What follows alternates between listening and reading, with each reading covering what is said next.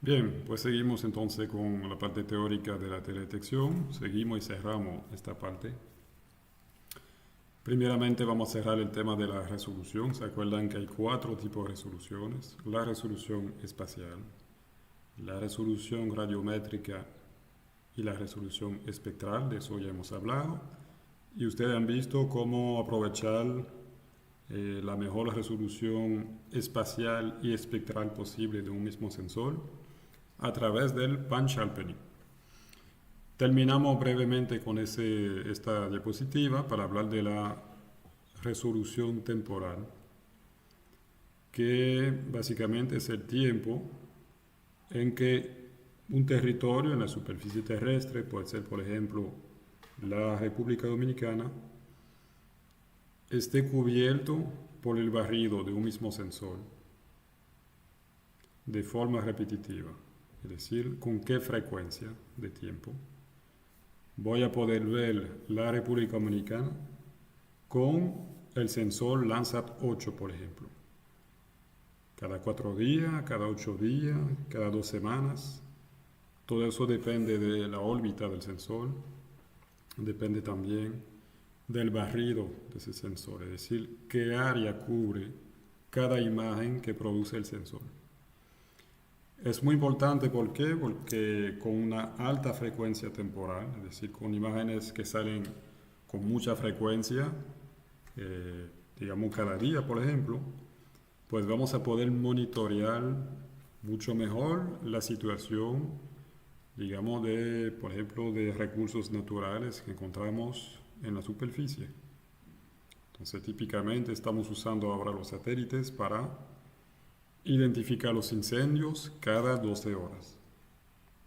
Eso lo hacemos con satélites que tienen una excelente resolución temporal.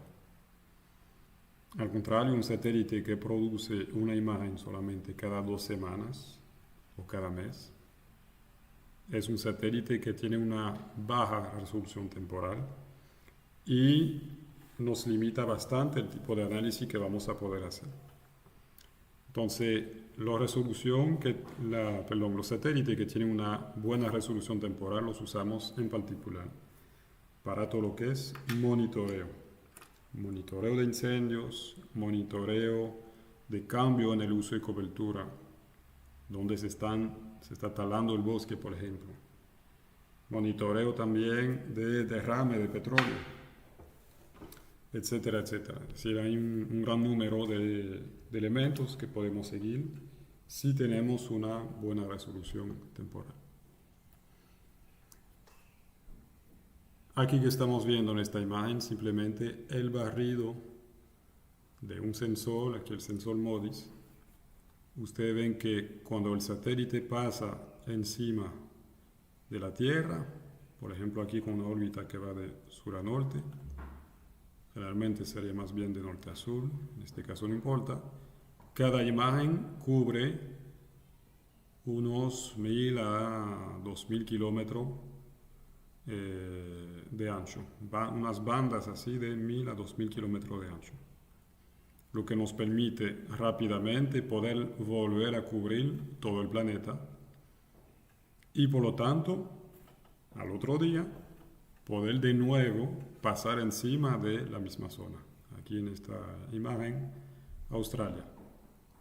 Al contrario, si tengo un satélite con un barrido mucho más estrecho, ustedes entienden que el satélite va a tener que dar más vueltas para terminar de cubrir todo el espacio terrestre y por lo tanto la resolución temporal va a ser más mediocre, digamos. Esta imagen nos muestra también que la resolución temporal depende también de la latitud. Por aquí pasa el Ecuador. Ustedes ven que aquí tenemos unos huecos. Es decir, que el satélite pasó varias veces encima de la Tierra para cubrir diferentes lugares. Cubre muy bien el polo norte y el polo sur. Ahí no tenemos ningún hueco, es decir, que la imagen con su barrido puede volver a pasar varias veces sobre el mismo lugar. Al contrario, a nivel del Ecuador, tenemos huecos, significa que vamos a tener que esperar más tiempo para terminar de cubrir estos espacios que están aquí en negro. Entonces nosotros que estamos en la zona intertropical estamos en esta situación, en la situación en que la resolución temporal para esta parte del globo es, digamos, peor que la resolución temporal para los países templados y las zonas polares. Pasamos a la introducción sobre los modos de adquisición y las órbitas. ¿Cómo se adquiere la información concretamente? Lo que tenemos en el satélite es un sensor que es básicamente un radiómetro, un aparato que mide la radiometría, que mide las radiaciones electromagnéticas y en función de la energía que llega al sensor le asigna un valor. El radiómetro, en concreto, es una matriz de celdas que permite al final producir una imagen, que es una matriz de píxel. Y esa matriz está hecha de semiconductores.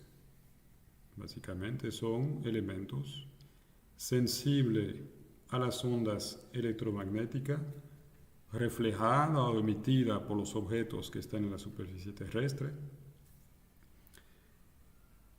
Y lo que hace el aparato es que cuando capta unos fotones, cuando capta una energía, transforma esa energía en un valor digital, un valor que podemos archivar como una imagen.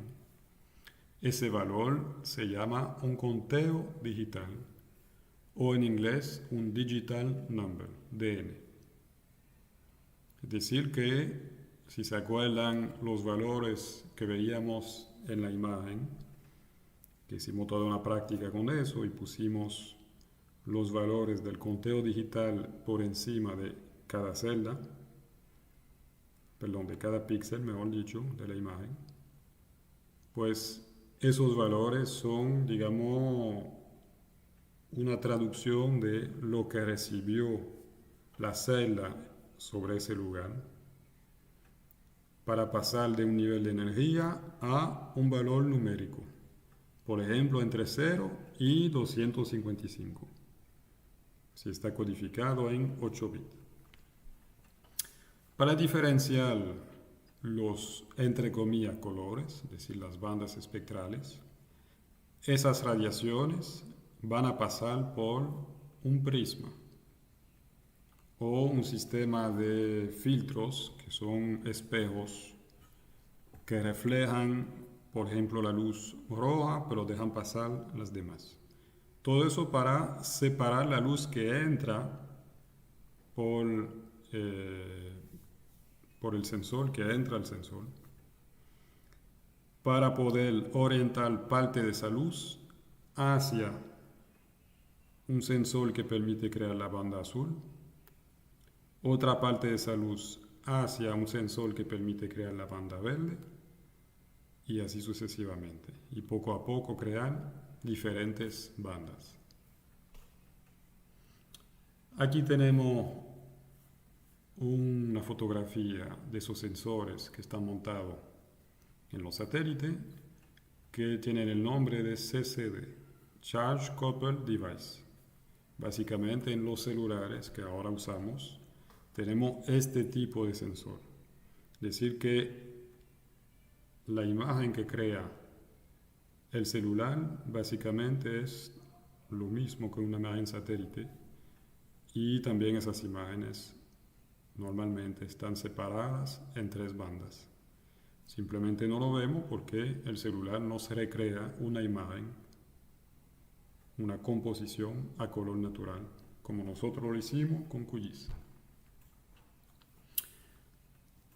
Ahí entra la luz incidente. Digamos que aquí tenemos un rayo de luz blanco. Si la luz es blanca significa que tiene todos los colores del espectro que están llegando al sensor. Si nos quedamos con los colores primarios, significa que tenemos dentro de esa luz blanca una luz roja, una luz verde y una luz azul. Y lo que queremos hacer es separar esos colores para que solamente, en este ejemplo aquí, la luz roja pueda imprimir su energía sobre el CCD, sobre el sensor. Es decir, que esta celda aquí va a captar solamente la luz roja. ¿Para qué? Para hacer una imagen de la banda roja. Para hacer eso que vamos a usar unos filtros. Aquí tenemos un primer filtro que sería para, digamos, eliminar los infrarrojos en el caso de que no queramos detectarlo con el CCD. Y aquí tenemos otro tipo de filtro que aquí deja pasar solamente la luz roja para imprimir su energía aquí abajo en el CCD. En la otra celda deja pasar solamente la luz verde para imprimir su imagen en otra celda del CCD, y lo mismo con la luz azul. Es decir, que ese filtro separa tres bandas, la banda roja, la verde y la azul. El CCD entonces capta esas energías y poco a poco va a producir una imagen. Aquí tenemos un tipo de filtro muy sencillo, digamos el más sencillo posible, que se puede usar para filtrar esas ondas electromagnéticas y recrear una imagen a color natural. Este se llama el filtro de Bayer, B-A-Y-E-R, y funciona de esta manera. Abajo en gris tenemos las celdas del CCD, las celdas del sensor. Esas celdas simplemente captan la energía que le llega y dan un valor numérico, un conteo digital. Si capta poca energía, da un valor cercano a cero. Si capta mucha energía, da un valor, por ejemplo, que se acerca a los 255. Bien. Cada celda aquí cubre en tierra un espacio. La luz que llega de la tierra pasa por este filtro,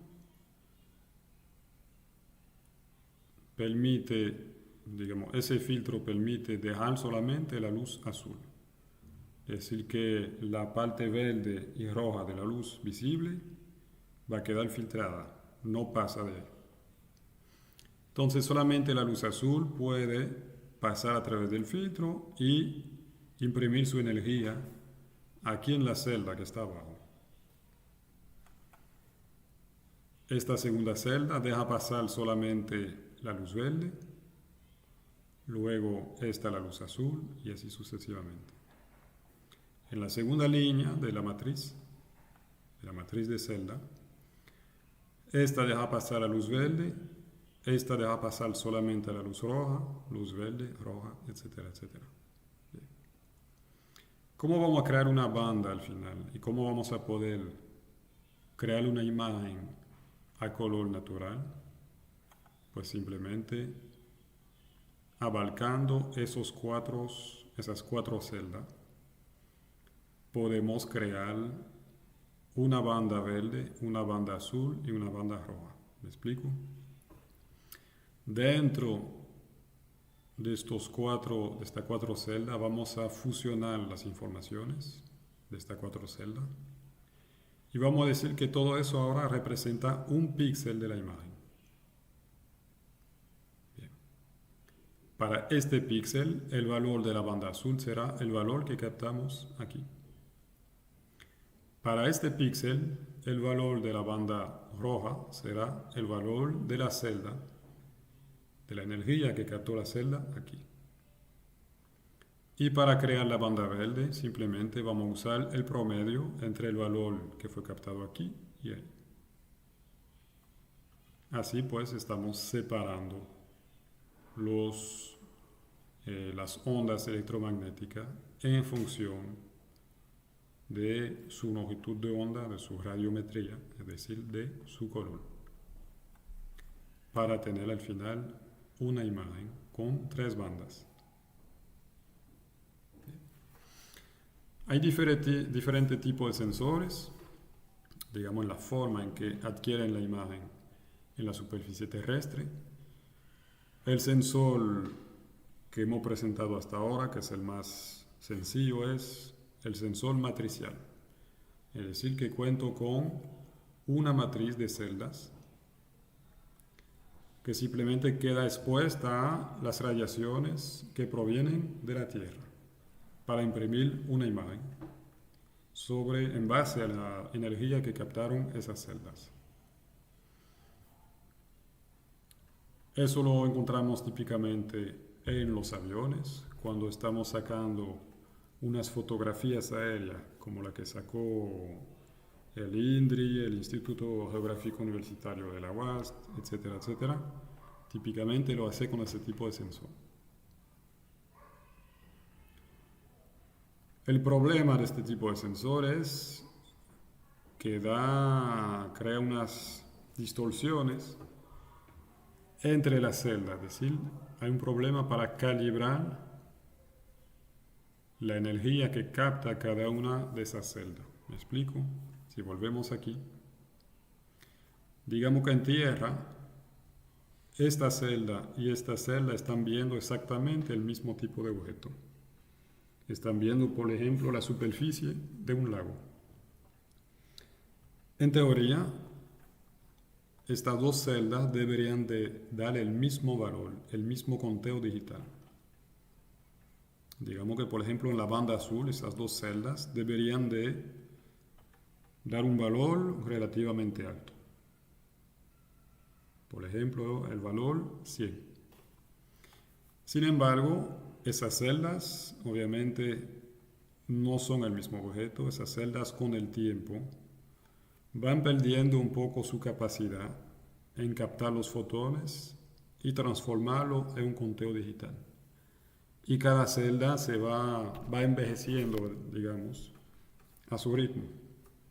Entonces puede ser que aunque estas dos celdas estén viendo el mismo objeto, esta me dé el valor 100 y esta dé el valor 90.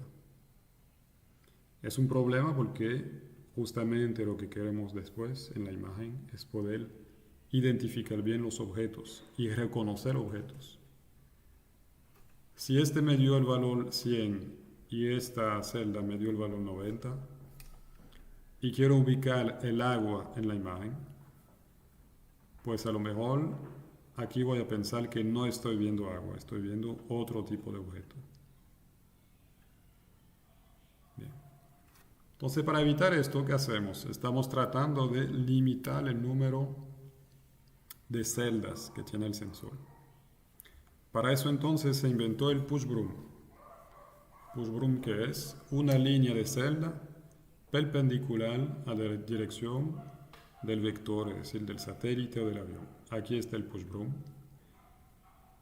Se mueve en esta dirección y tiene una sola línea de celdas. Funciona como funciona un escáner de documentos que ustedes han visto generalmente encima de una impresora. Funciona de la misma manera. Esto va barriendo encima del suelo. Y poco a poco lo que estamos produciendo es una banda, es decir, que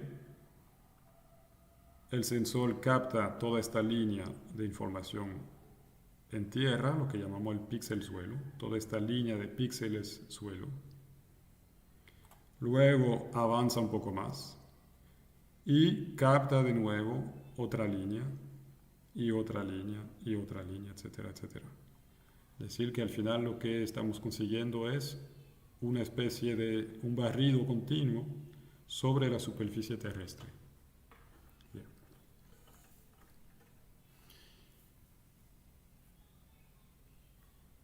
Permite tener entonces menos celdas, mejora un poco la calibración permite también tener un tiempo de exposición corto, porque tenemos como quiera suficiente celda para cubrir todo el espacio que tenemos en tierra. Pero de nuevo tenemos unas cuantas celdas, pueden ser unas miles de celdas. Entonces de nuevo podemos tener problema de calibración entre esas celdas. Entonces una última solución es el Wishbone. En este caso tenemos una sola celda que va a captar energía sobre la superficie. Es este ejemplo del Wishbone. Aquí tengo el vector que se desplaza en esta dirección. Entonces de nuevo vamos a escanear líneas, pero vamos a escanear líneas con una sola celda que con un juego de espejos mira primeramente de este lado y poco a poco va barriendo hacia acá. Se mueve el vector un poco más hacia el sur y de nuevo va barriendo en esta dirección. Se mueve aún más el sensor o el vector hacia el sur y de nuevo seguimos barriendo en esta dirección. Y de esta manera, poco a poco, conseguimos el mismo resultado que el pushbroom, es decir, una banda continua, un barrido continuo sobre la superficie terrestre, pero lo estamos haciendo con una sola celda. Entonces, los problemas de calibración ya quedan, digamos, bastante reducidos, no digo totalmente eliminados, porque queda un problema de calibración con el tiempo, es decir, que una imagen captada sobre un espacio en el año 2005 tendrá otros valores 10 años después, simplemente porque esta celda también se va a degradar, se va a distorsionar poco a poco con el tiempo. Y terminamos con el sensor radar, la antena radar, que tiene la particularidad de que mira la Tierra de forma oblicua. Es decir que, si ustedes se fijan, los demás sensores tienden a mirar la Tierra de forma totalmente vertical. El radar no puede. Cuando hablamos de un radar de imagen, un radar que produce una imagen, simplemente por la forma en que se capta la información sobre el terreno. Lamentablemente no puedo entrar ahora mucho en detalle, que eso, digamos, es otro curso. Las órbitas, tenemos dos tipos de órbitas principales. Las órbitas geoestacionarias, que tienen una altitud de 36.000 kilómetros, con el nadir sobre el ecuador. ¿Qué es el nadir? Es el punto que está exactamente a la vertical del satélite sobre la superficie terrestre. Es decir, es el punto que está por debajo del satélite. Eso significa que el satélite está siempre encima del ecuador.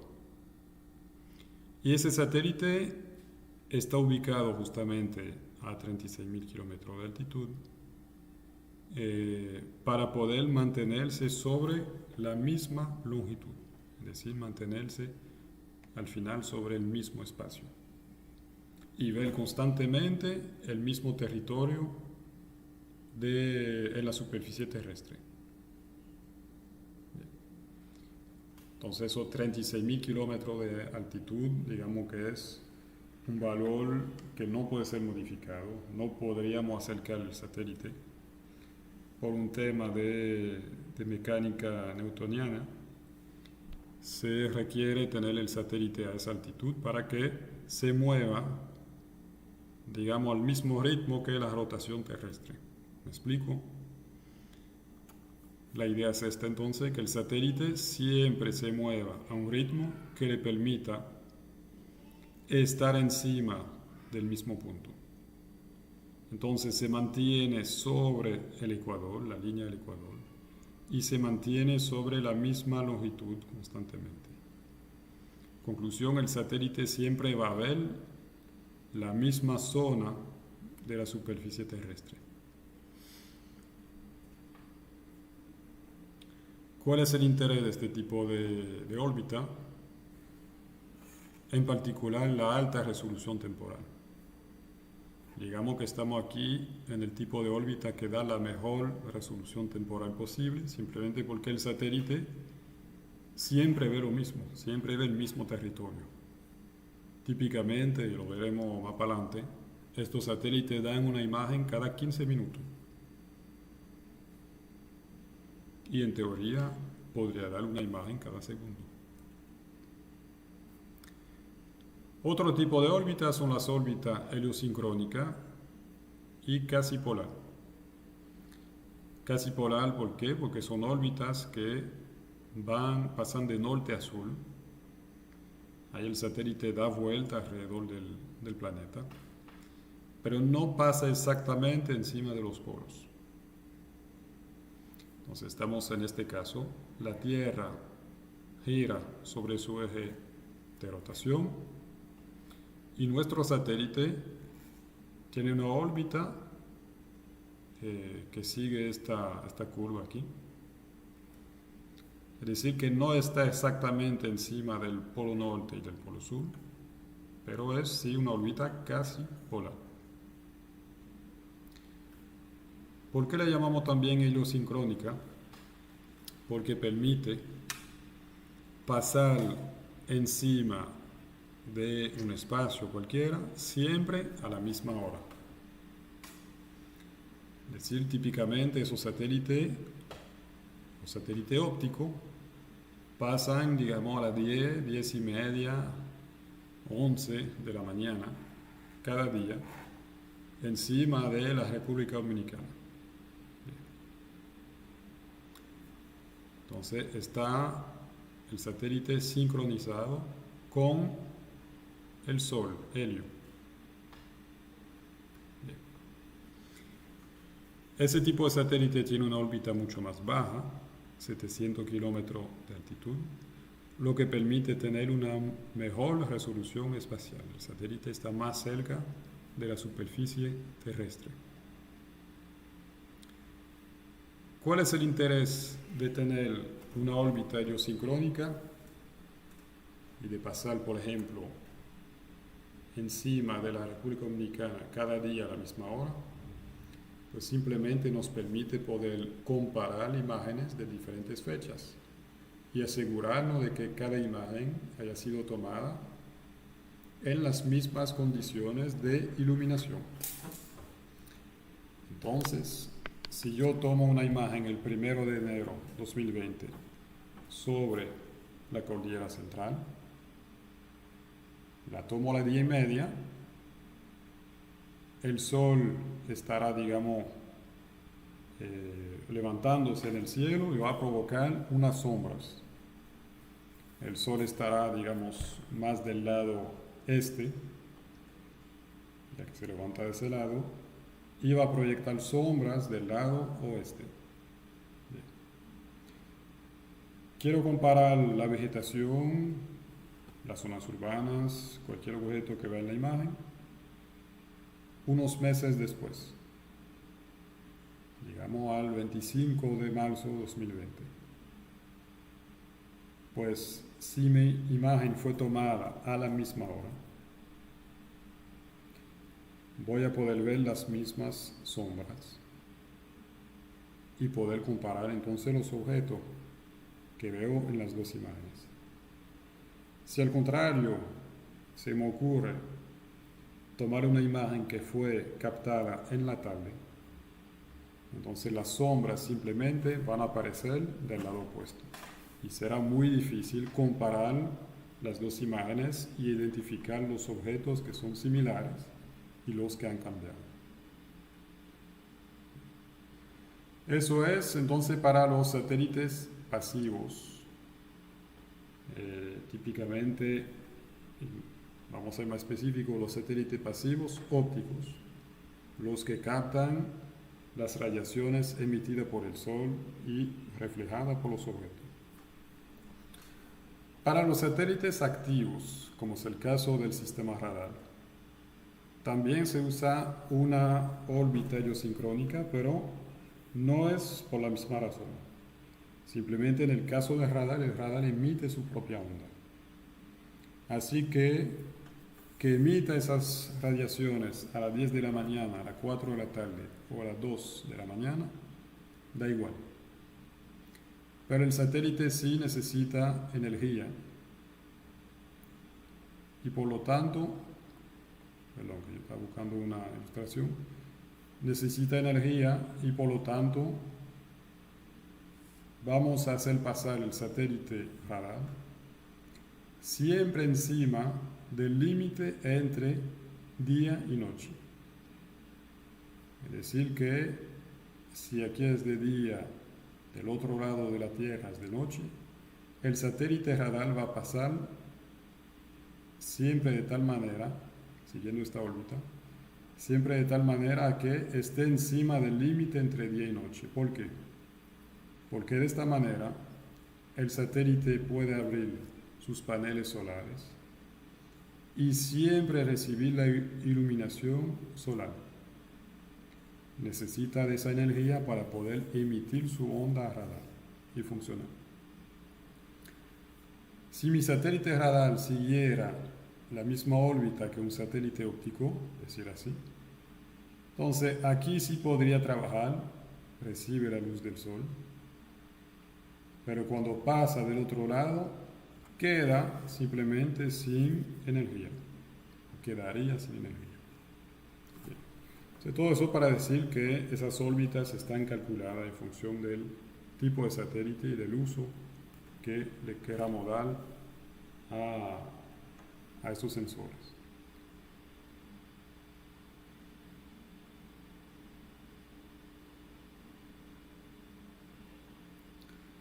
Bien, algunas aplicaciones entonces de la teledetección. Primeramente lo que son los satélites de meteorología y ciencia de la atmósfera.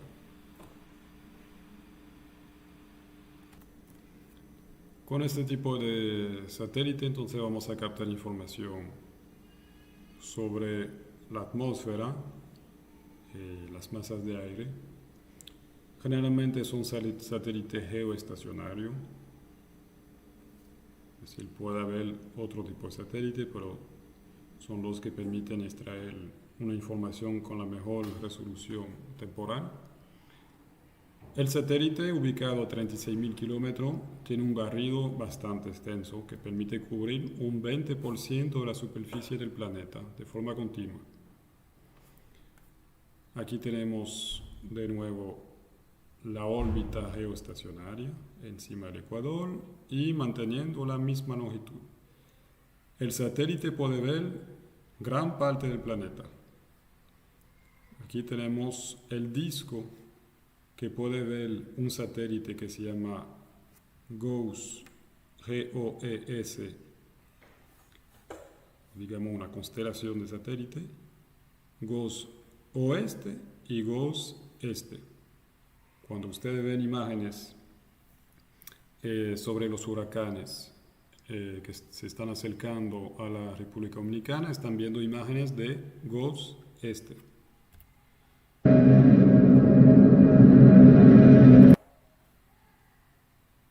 Aquí estamos viendo una animación de muchas imágenes GOES. Acuérdense que ese satélite ve la Tierra de forma continua, cada 15 minutos produce una imagen. Si ponemos esas imágenes una tras de la otra, pues podemos ver cómo va evolucionando el clima de forma continua aquí encima de Australia. De día y de noche con los infrarrojos térmicos. ¿Qué información podemos sacar sobre esas masas de aire? Pues, por ejemplo, la temperatura de esas masas, que es muy importante para poder prever las precipitaciones. La densidad, la contaminación de esas masas de aire etcétera, etcétera. Es decir, que muchas informaciones podemos extraer de este tipo de imagen.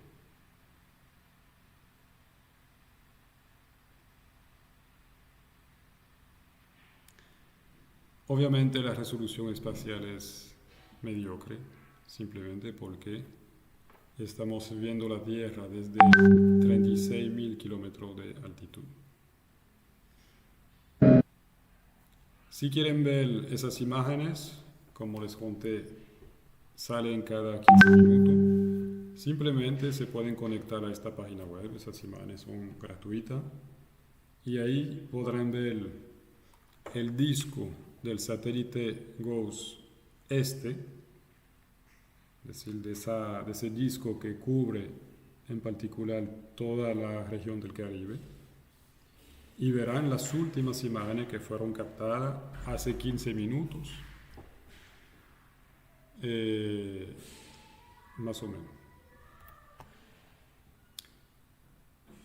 ¿Qué otro producto podemos sacar de la teledetección? Todo lo que tiene que ver con la oceanografía. Entonces, el estudio de los océanos, de los mares, lo vamos a trabajar con satélites generalmente con una órbita casi polar. Vamos a poder medir la temperatura de los océanos con los infrarrojos térmicos.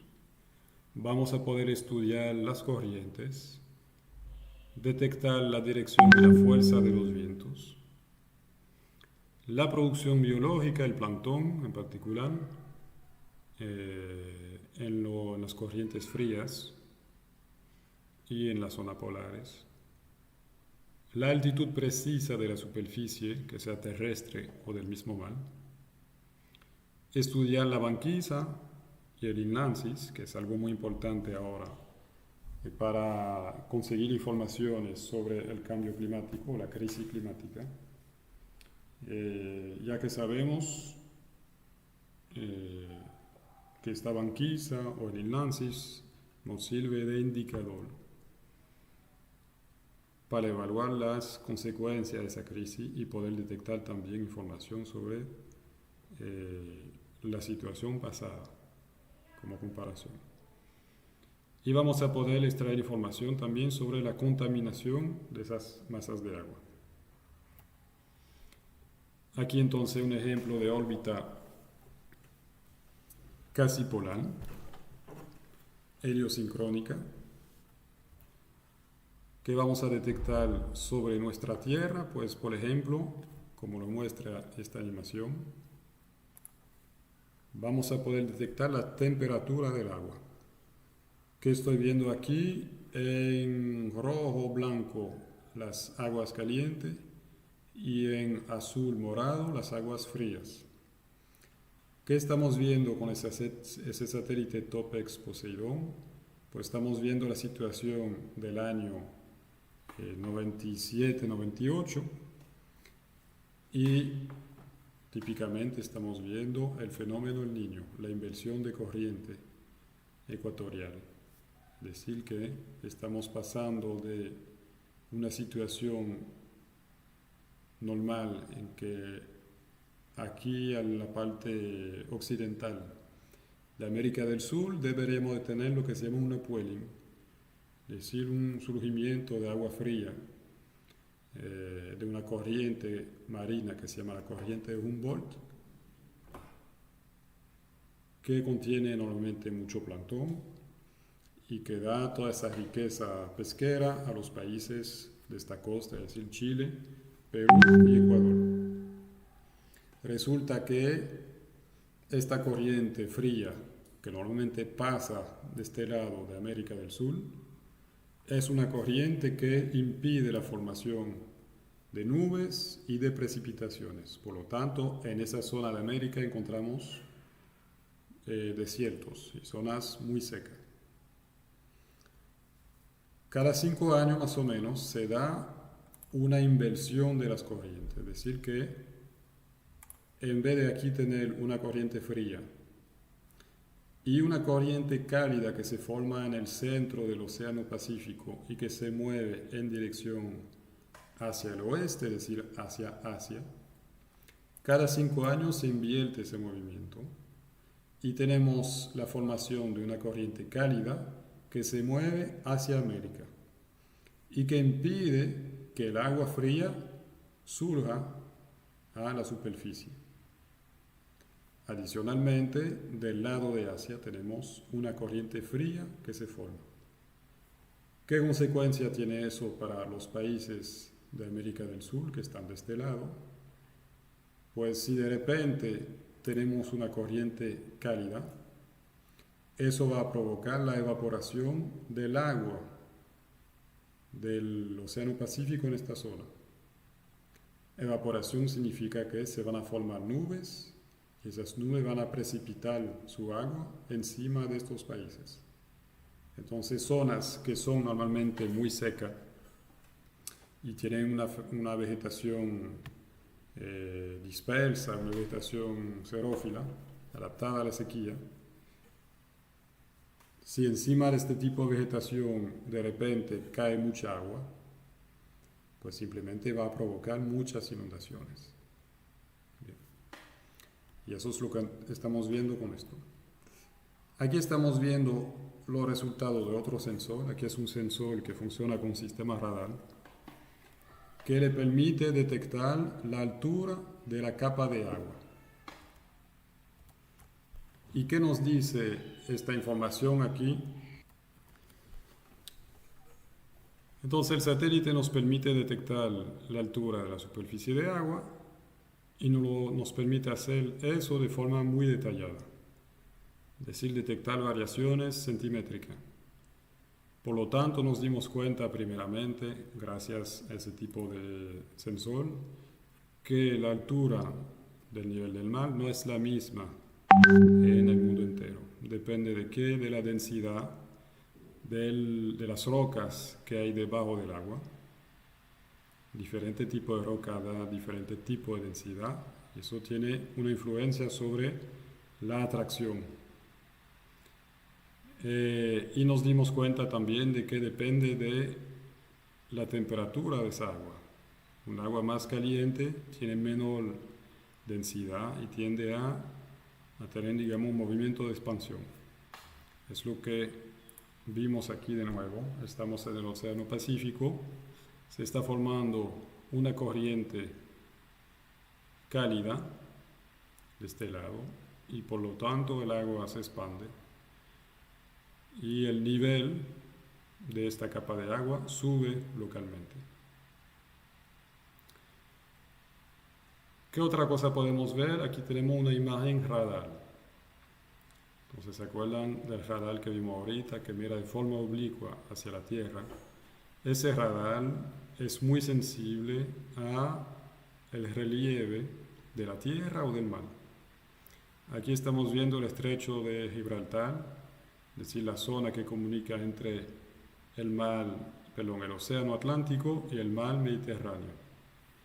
El agua del océano Atlántico entra por el estrecho y aquí provoca un fenómeno de difracción. Esas olas que ustedes ven se van como abriendo cuando entran en el mar Mediterráneo. Esas olas las vemos muy bien con la imagen radar, no se podrían ver con la imagen óptica, sería mucho más difícil.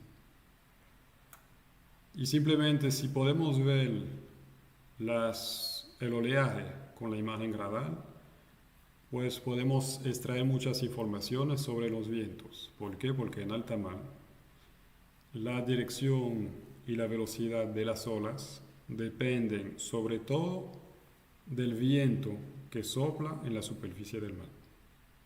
Entonces, analizando las imágenes de radar, podemos producir este tipo de mapa que nos da la dirección en cada lugar aquí de la imagen, alrededor de Jamaica, la dirección y la fuerza del viento. La fuerza la ven aquí en la escala, depende está simbolizada por el color, la fuerza del viento. Esa información que producen los satélites radar se usa constantemente para navegar. Es decir, que los capitanes de barcos constantemente miran este tipo de información para saber cuáles son las zonas que deben de evitar.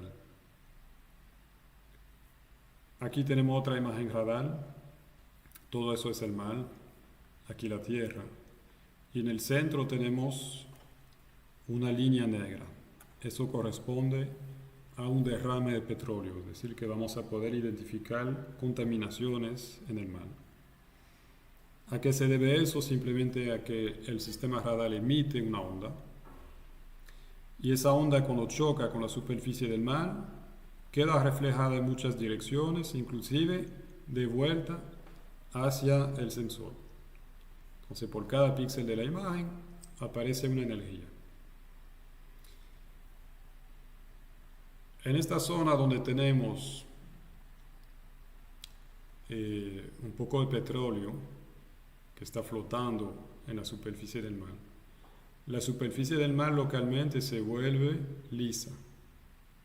Por lo tanto, cuando la onda radar entra en contacto con esa superficie, queda rebotada en la dirección opuesta a la antena radar. Conclusión, el radar no capta ninguna energía sobre este espacio y es bastante fácil para nosotros delimitar las zonas que fueron contaminadas por derrame de petróleo. Se le da seguimiento así a los barcos que, para evitar de pagar, simplemente tienden generalmente a limpiar el interior del barco cuando están en alta mar. Es decir, todo lo desecho de petróleo lo tiran en alta mar, sin importar las consecuencias ambientales. Pues con este tipo de imagen y conociendo la ruta de los barcos, podemos determinar cuál fue el barco que provocó ese derrame y poder entregar esas informaciones a la justicia. Aquí que estamos viendo con una imagen óptica, estamos viendo una contaminación de alga en uno de los grandes lagos de Norteamérica, el lago Erie. Y ustedes ven cómo esa concentración de alga es fácil de identificar en la imagen y se puede hasta cuantificar. Sobre la superficie terrestre ahora, vamos a usar satélites también heliosincrónicos con órbita casi polar generalmente. Y vamos a usar los sensores de radiometría, esos sensores que nos permiten crear bandas espectrales, sensores que permiten captar los infrarrojos térmicos u ondas radar. Tienden a producir unas imágenes con resolución espacial alta y permiten captar información sobre los elementos que están en la superficie, puede ser el tipo de vegetación, los suelos, los relieves, desplazamiento del terreno, etcétera, etcétera. Y si tenemos una resolución temporal correcta, vamos a poder analizar también los cambios entre dos fechas. Aquí estamos viendo el índice de vegetación normalizado, de diferencia de vegetación normalizado, que es una información sobre el estado de salud de la vegetación o el tipo de vegetación. Aquí se están viendo una animación. Ese índice se calculó en base a la banda roja y la banda infrarrojo cercano de un satélite. Y usamos varias imágenes sobre el año 2006, de enero a diciembre, para ver cómo va cambiando ese índice. En particular, aquí nos da mucha información sobre la vegetación que pierde sus hojas. Ustedes ven cómo esa vegetación va desapareciendo de la imagen en los meses de invierno, de otoño a invierno, y como al contrario la vegetación vuelve a aparecer, el índice sube de valor en los meses de primavera y verano. Este índice lo usaremos nosotros para detectar las sequías. Es decir, que volveremos a hablar de esos índices de vegetación. Aquí lo mismo a nivel mundial. Ustedes ven cómo va cambiando el índice de vegetación durante el año. Ese índice está estrechamente relacionado con la actividad vegetativa en la superficie del globo. Aquí tenemos una imagen GOES, ya saben lo que es, ese satélite geoestacionario del 21 de septiembre de 2017, cuando el huracán María estaba encima de Puerto Rico. Los límites que ustedes ven aquí fueron puestos encima de la imagen, es decir que si quitamos los límites artificiales, no estamos viendo absolutamente nada de Puerto Rico, ni tampoco estamos viendo gran cosa sobre la República Dominicana, apenas vemos un pedazo aquí de la provincia de Peravia. Es un problema para nosotros porque si queremos detectar información cuando hay cobertura de nube, con un satélite óptico no podemos. Aquí estamos en una situación particular que es un huracán, pero de forma constante durante el año tenemos ese problema en la zona intertropical, en particular en la zona tropical húmeda. La cobertura de nube es bastante densa y nos dificulta poder ver el terreno que está por debajo. Para eso entonces usamos imágenes radar que tienen la particularidad de ser insensibles a la cobertura de nube. Vemos aquí una imagen radar de la misma fecha, fue captada el 21 de septiembre de 2017 y ustedes ven que las nubes desaparecieron por completo. Es decir que la onda radar permite atravesar la cobertura de nube y ver lo que hay por debajo. Aquí estamos viendo esa imagen más de cerca y no hay ninguna nube en la imagen. Entonces vamos a poder detectar en particular las zonas inundadas en tiempo real debajo del huracán. ¿Qué estamos viendo aquí? Estamos viendo otro huracán que pasó al norte de Puerto Rico en agosto del año pasado. Y en realidad aquí no estamos viendo el huracán, es una imagen radar. Por lo tanto, no estamos viendo nube, estamos viendo la superficie del mar que está debajo de la cobertura de nube. Y el mar, como dijimos, la superficie del mar depende mucho de los vientos que están en su superficie. Es decir, que el mar cogió exactamente la misma forma que los vientos provocados por el huracán que está encima. Aquí estamos viendo un conjunto de volcanes detectado por la imagen radar. De este lado vemos muy bien el oleaje, vamos a poder detectar de nuevo información sobre la dirección y la fuerza de los vientos. Y aquí estamos detectando muy bien la información sobre el relieve del volcán. Todo eso es un cono volcánico. Aquí está el tope del volcán y aquí tenemos un campo de escorias, de todo ese material, digamos, tirado por el cráter del volcán, que se acumula en una pendiente de unos 30 a 35 grados.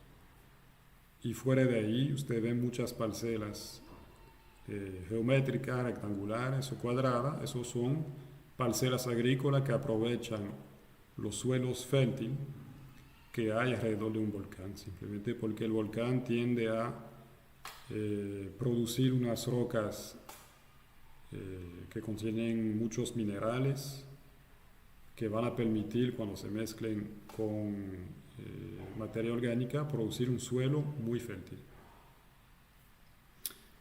¿Qué otra cosa podemos hacer con la imagen radar?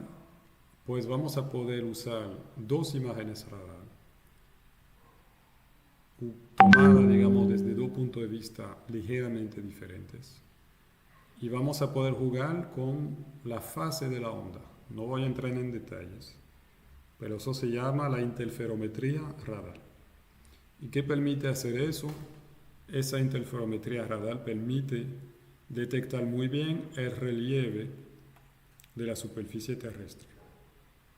Es decir, que vamos a poder detectar las altitudes y crear modelos digital de terreno que ustedes verán con QGIS. Entonces vamos a poder dibujar el relieve del terreno y vamos a poder detectar también movimientos de terreno. Es decir, que si se da un terremoto, por ejemplo aquí tengo una falla sísmica, hubo un terremoto, vamos a poder detectar cuáles son los cambios de altitud que hay alrededor de esa falla. Y esos cambios los vamos a detectar a nivel milimétrico. Es decir, que si aquí el terreno subió de, digamos, 20 milímetros, lo vamos a poder detectar desde el satélite que está a 700 kilómetros de altitud.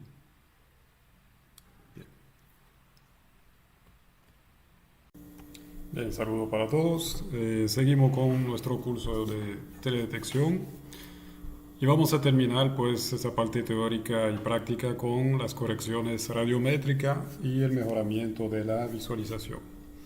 Ya la semana pasada hablamos un poquito de las correcciones radiométricas, pues cuando recibimos una imagen satélite también puede surgir la necesidad de realizar correcciones radiométricas, es decir, corrección sobre los valores que estamos recibiendo, inicialmente sobre el conteo digital. ¿Para qué? Para poder visualizar mejor las informaciones, poder fotointerpretar mejor esa imagen y también para poder eliminar el ruido en la imagen, detectar mejor los contrastes y también pasar del conteo digital a valores físicos, es decir, a valores de energía, que son valores calibrados que permiten comparar diferentes imágenes que provienen de diferentes sensores y o de diferentes fechas, que es muy importante porque si queremos realizar un análisis de cambio, por ejemplo de una parcela agrícola o cualquier elemento del territorio, tenemos que usar valores que sean comparables. Y el conteo digital de una imagen no se puede comparar con el conteo digital de otra imagen. Los valores captados entonces deben ser modificados para facilitar la interpretación visual. Eso es lo que llamamos el mejoramiento de la visualización. Vamos a iniciar con esa primera parte, que es estrictamente visual. Es decir, que en realidad no modifica los valores. Cuando lo que vamos a hacer, jugamos con el histograma de la imagen. Les voy a explicar lo que es ese histograma. Luego tenemos mejoramientos que sí modifican los valores. Eso es el caso cuando aplicamos filtros, que también lo vamos a hacer. Si seguimos en esa parte de mejoramiento de la visualización, lo que queremos es adaptar los valores a la visión humana, que está limitada en cuanto a los niveles de intensidad que puede separar, que puede distinguir. Y por lo tanto, una imagen que tiene, por ejemplo, 256 niveles de intensidad, no van a poder ser captados todos por el ojo humano. Nosotros podemos distinguir más o menos 40 niveles de intensidad. Por lo tanto, vamos a tener que hacer una pequeña modificación en la forma en que se presenta la imagen para poder detectar mejor con nuestros ojos, es decir, fotointerpretar mejor la imagen. Lo que vamos a hacer entonces es modificar los rangos de valores de intensidad que se presentan en pantalla para mejorar el contraste, es decir, esa variación entre valores en la imagen que nuestros ojos sí pueden detectar. Y eso lo vamos a hacer modificando unos umbrales en el histograma.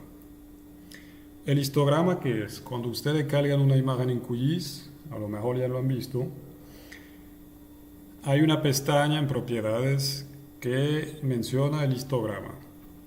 El histograma es simplemente un gráfico que nos presenta la frecuencia con la que voy a encontrar tal o tal valores de intensidad en la imagen. Por ejemplo, tenemos aquí una imagen codificada en 8 bits de 0 a 255 y ahí nos dice que, digamos, aquí tengo un pico de frecuencia, es decir, que hay muchos píxeles en la imagen que tienen este valor, por ejemplo, de, digamos, 100. ¿Ok? Entonces significa que en la imagen voy a tener un gran número o una gran frecuencia si comparamos cuántos hay en comparación con el total, cuántos píxeles hay con el valor 100 en comparación con el total de píxeles de la imagen. Un gran número pues de esos píxeles que tienen el valor 100. Básicamente significa que mi imagen tiene gran parte de sus píxeles con este color que ustedes ven aquí, con ese gris oscuro. Luego aquí tengo un segundo pico, significa que también hay muchos píxeles que tienen ese color y ese valor, digamos aquí de 150 por ejemplo. Bien. Es decir, que es simplemente una forma de representar cómo se ve, digamos, cuántos píxeles hay por cada valor posible entre 0 y 255. Bien. ¿Cuál es el problema con el histograma inicial que tenemos aquí? Eso es el histograma de la imagen tal y como fue captada por el sensor. El sensor captó valores entre más o menos aquí, digamos 50 y 200. Perfecto. Y entre 50 y 200 tenemos unos picos en 100 y 150. Pero tenemos un problema, es que en realidad estamos dejando aquí un hueco. Es decir, entre 0 y 50 no hay píxeles. Entre 200 y 250 no hay píxeles tampoco. ¿Cuál es el problema? La dinámica de la imagen va a ser pobre. Es decir, que todos esos valores posibles de intensidad van a ser representados solamente entre 50 y 200 en el conteo digital. 50 y 200 significa que tenemos un rango de 150 posibilidades en vez de 256. Entonces, la variación de intensidad va a ser pobre, es decir, vamos a pasar de un gris un poco oscuro a un gris un poco más claro. Vamos a detectar mal los contrastes con nuestros ojos. Lo que necesitamos hacer, por ejemplo, es estirar el histograma, lo que llamamos en inglés stretching. Es decir, que queremos estirar esta parte del histograma y llevarla hasta el 0. Y queremos llevar esta parte aquí derecha del histograma hasta el 255, que es lo que estamos haciendo aquí. Y ahí, en el resultado de ese stretching, de ese estiramiento lineal en el histograma. De esa manera, los valores que vamos a ver en la imagen van a tener una gran dinámica. Vamos a pasar de colores muy oscuros a un color blanco, con todas las variaciones posibles entre esos dos extremos.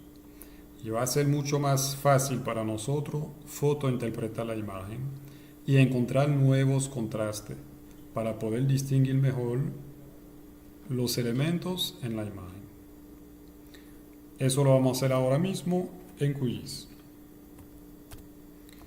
Estamos en QGIS. Lo primero que vamos a hacer entonces es abrir el stack que habíamos hecho, que era el LS8 stack.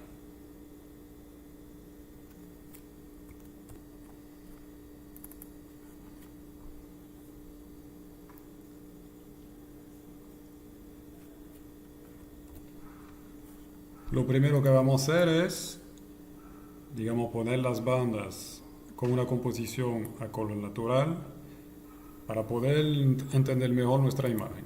Eso saben hacerlo, propiedades, y pasamos a 4, 3 y 2.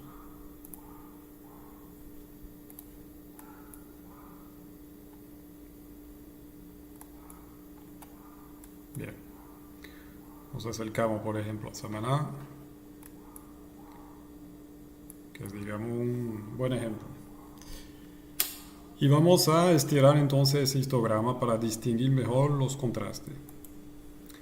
Decir que por ahora el agua, por ejemplo, del mar es bastante uniforme, la vegetación verde en el territorio también es bastante uniforme. Es difícil separar los objetos, encontrar contrastes. Entramos aquí a propiedades. Y vamos aquí a la pestaña histograma. Bien. ¿Qué tenemos aquí? Tenemos entonces el histograma de esta imagen. Tenemos varios histogramas. ¿Por qué? Porque en este caso tenemos varias bandas, de la 1 a la 8. Si el histograma no les aparece, dan clic aquí en preferencia, recalcular histograma. Bien.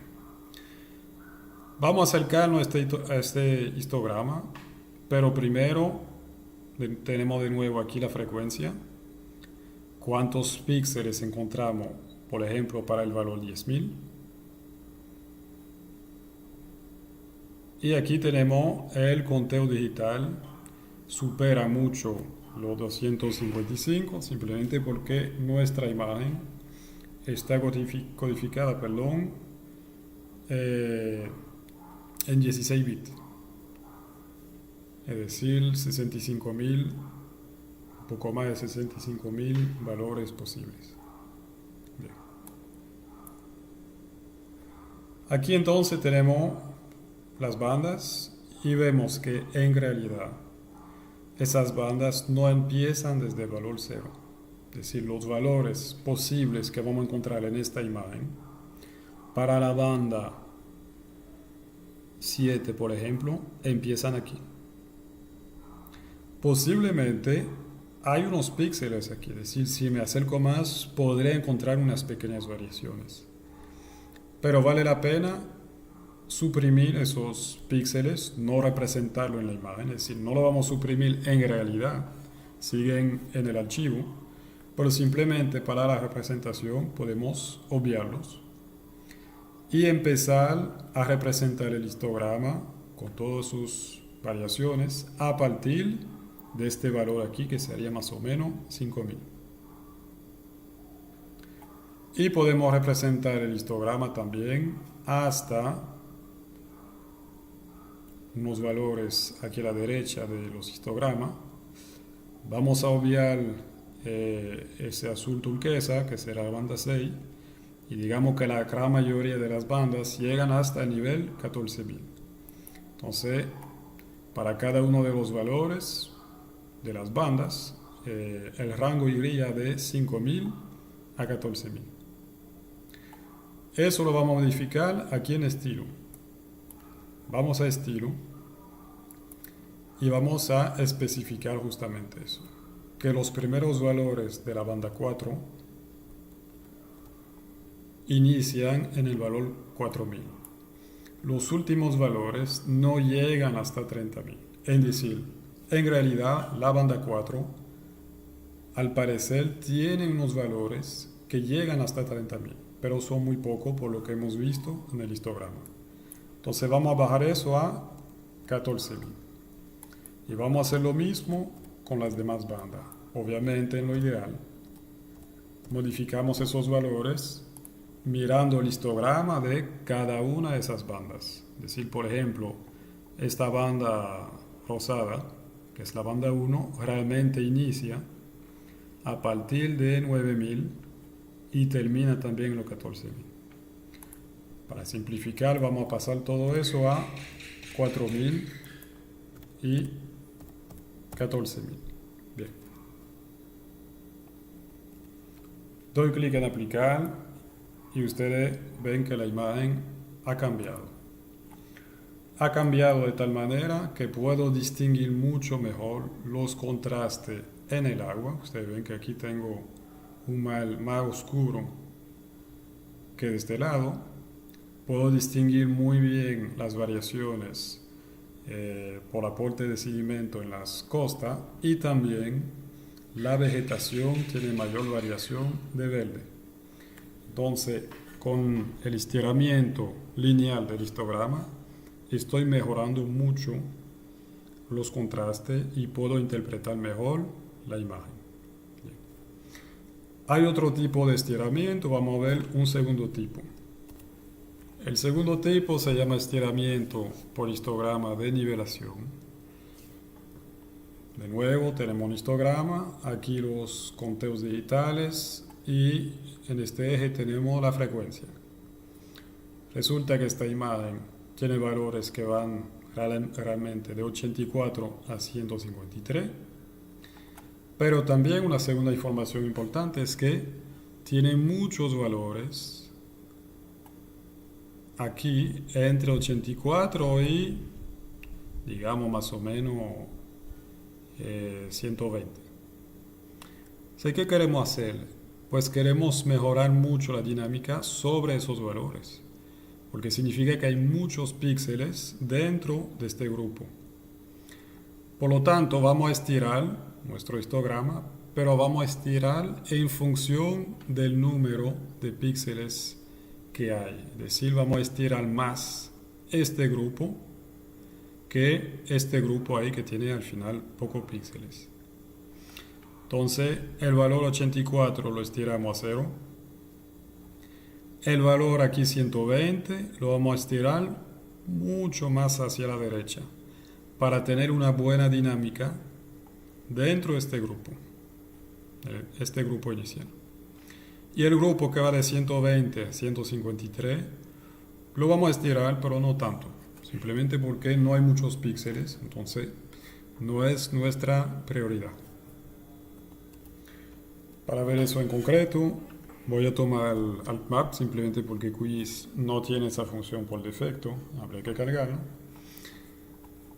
Y para que vean un poco Alt Map, simplemente es casi lo mismo, tiene las mismas funciones. Aquí tenemos nuestra imagen Landsat cargada en el panel de capa. Clic derecho, propiedades. De nuevo, lo primero que vamos a hacer es realizar una composición a color natural. Entonces pasamos el canal rojo a la banda 4, verde a la 3 y azul a la 2. Por ahora nuestra imagen no tiene estiramiento. Nos acercamos de nuevo sobre Samaná y tenemos poco contraste. Lo que vamos a hacer entonces es realizar el estiramiento que les estaba mencionando, que se llama por nivelación. Vamos a propiedades.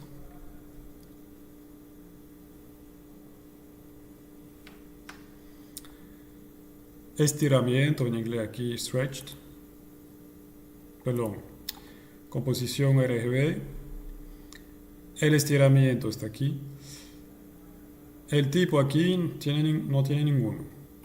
De nuevo puedo entrar al histograma y realizar yo mismo mi estiramiento. Es decir que puedo mover ese cursor aquí.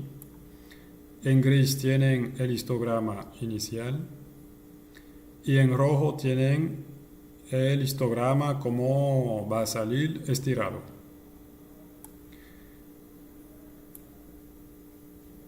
Aquí entonces yo pondría el límite bajo del conteo digital y aquí yo selecciono el valor del límite alto del histograma. Llegaría más o menos por aquí. Y en rojo entonces tenemos un histograma estirado que cubre todo el rango posible de valores. Bien. Nosotros no lo vamos a hacer así, vamos a usar un tipo ya predefinido y vamos a usar entonces el que dice histogram equalize, es decir, nivelación. Lo aplicamos. Ahí ven que tenemos una imagen un poco extraña, pero la dinámica es aún mayor que en el estiramiento lineal. Es decir, puedo distinguir aún mejor las variaciones de azul en el mar y las variaciones de verde en la vegetación. Fíjense aquí, por ejemplo, los manglares y la zona de cultivo del Bajo Yuna. Entonces, eso para decir que tenemos diferentes herramientas para mejorar la visualización simplemente jugando con los valores límite del histograma. Y eso es algo que se usa en imágenes satélite y se usa también en cualquier otro tipo de imagen para poder simplemente mejorar los contrastes e identificar mejor las informaciones. El interés, por ejemplo, de ese histograma por nivelación lo vemos con esas fotografías que fueron tomadas por una cámara dentro de una iglesia y en función del tipo de película o de sensor que uso, hay películas que son muy sensibles a la luz, otras que no, eso se llama el ISO. En función de la duración de apertura, decir que cuando tomamos una foto la cámara abre, digamos, un hoyito que permite a la luz entrar, puede abrir ese pequeño hoyo en un momento muy breve o al contrario por varios segundos. Y en función también de qué tan grande es esa apertura, que llamamos el diafragma y también se refiere al número F, eso lo verán en fotogrametría, pues o tenemos mucha luz o tenemos poca luz. ¿Cuál es el problema? Si dejo entrar poca luz, no veo la iglesia, pero veo muy bien los detalles aquí en los vitrales. Poco a poco dejo entrar más luz hasta ver muy bien el interior de la iglesia, que era bastante oscura, pero no puedo ver ningún detalle sobre los vitrales. Pues simplemente voy a coger mi imagen y le voy a aplicar un histograma por nivelación y en este caso vamos a estirar el histograma de tal manera que yo pueda ver el interior de la iglesia que era muy oscuro y también distinguir muy bien los objetos de los vitrales que eran muy claros, que tenían valores muy altos. Eso fue lo que hicimos lo que hice en este caso con el map sobre Samaná.